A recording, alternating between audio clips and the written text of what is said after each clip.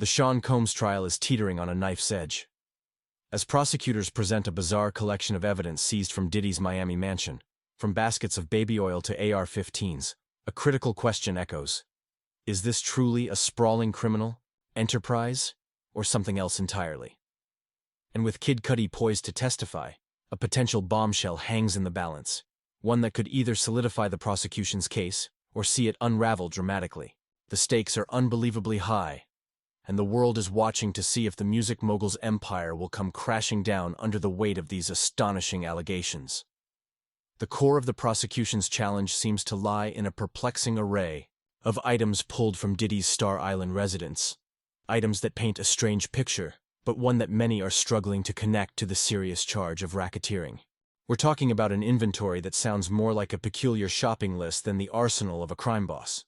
Baskets overflowing with baby oil, quantities of Astroglide, and an assortment of SX toys and high heels. Though these items certainly spark curiosity and perhaps raise moral questions for some, legal minds are reportedly scratching their heads, wondering how these fit into the framework of an organized criminal operation. Then, there are the AR-15s. These, undeniably, carry a more sinister connotation and could lead to significant GN charges. Adding to the suspicion, there were magazines loaded with ballots. And it's been whispered that some of the serial numbers on the magazines themselves, not the GNs significantly, were crudely scratched out, a detail that screams illicit activity.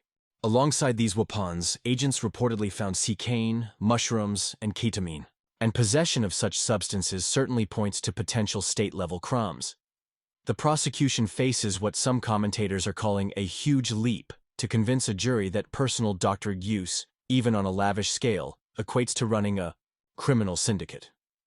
Reports and legal analysis are questioning how these items, however strange or illegal in isolation, build a convincing case for an involved criminal organization.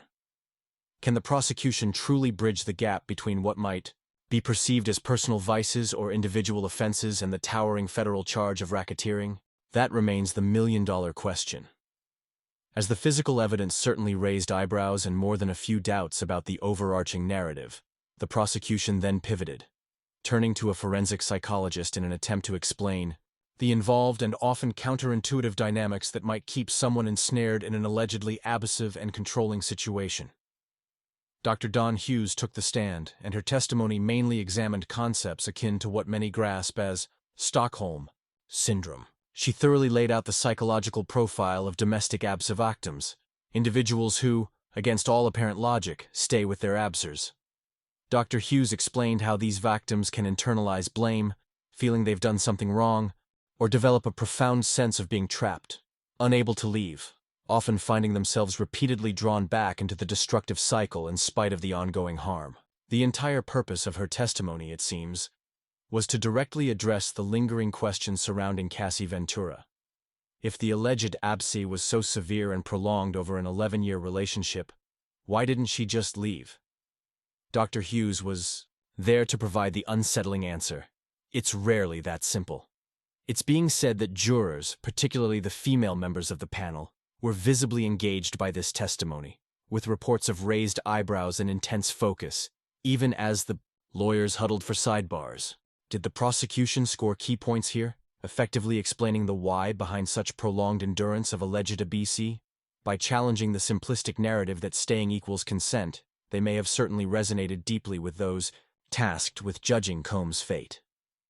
From the intricate psychological intricacies of toxic relationships, the court then heard from someone who claimed to be operating deep inside Diddy's day-to-day operations, an insider whose testimony threatened to pull back the curtain on the machinery behind the mogul's lifestyle. George Kaplan, a former executive assistant to Sean Combs from 2013 to 2015, took the stand and began to recount his duties.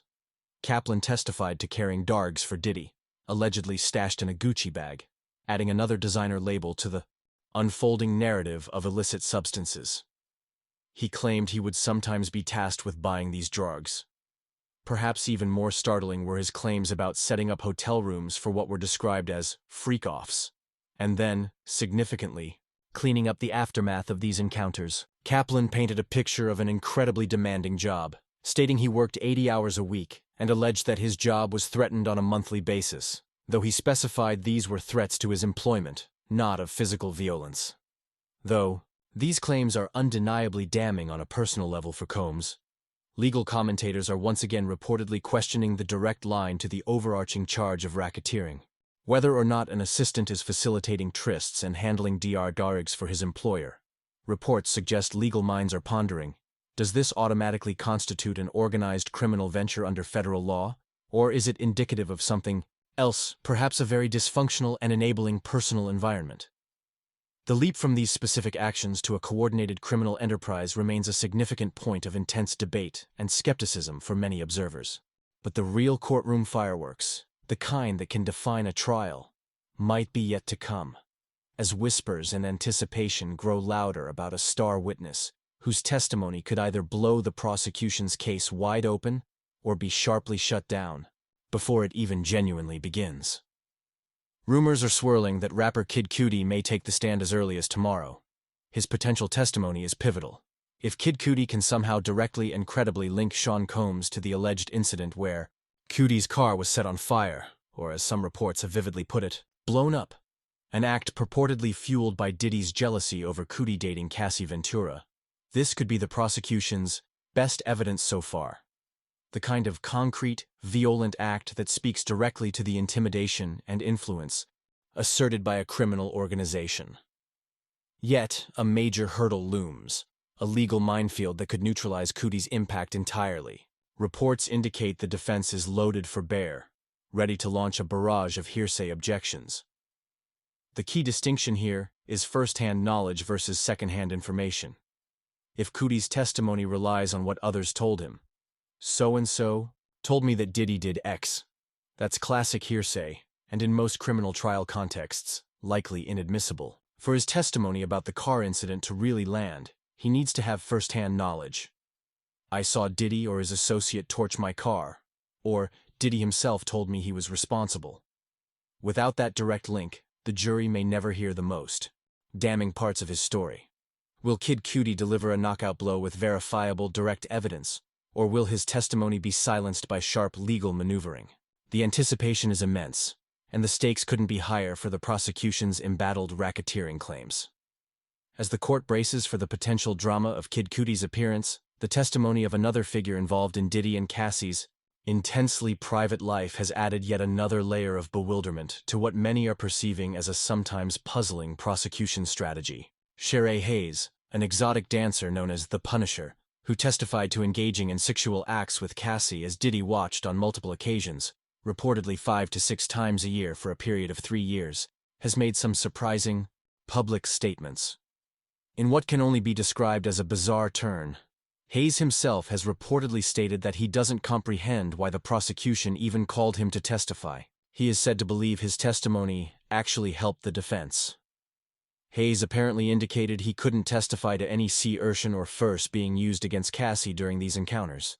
Though he did note that Cassie would wince at times, he didn't interpret this as a lack of consent or a result of duress. In addition, all of these encounters reportedly took place in New York, a fact that seems to negate any element of interstate commerce related to his involvement, which could be a very important factor for federal jurisdiction on certain charges.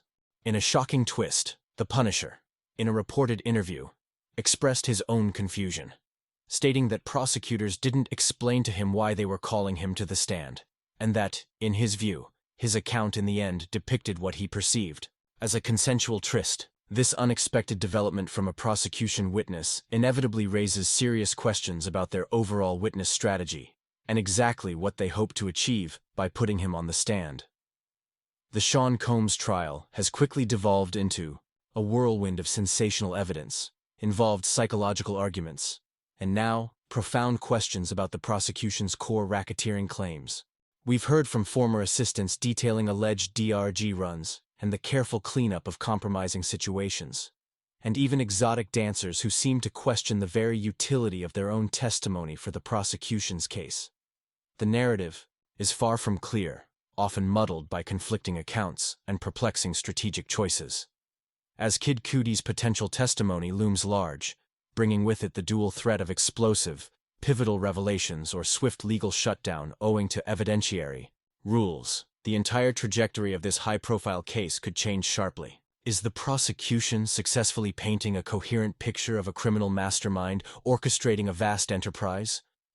Or are they finding themselves stretching to connect a series of disparate, though deeply disturbing, individual pieces into a racketeering puzzle that just won't fit? The coming days promise more drama, more intrigue, and perhaps some desperately needed clarity, or quite possibly, even greater confusion for everyone trying to make sense of this extraordinary legal spectacle.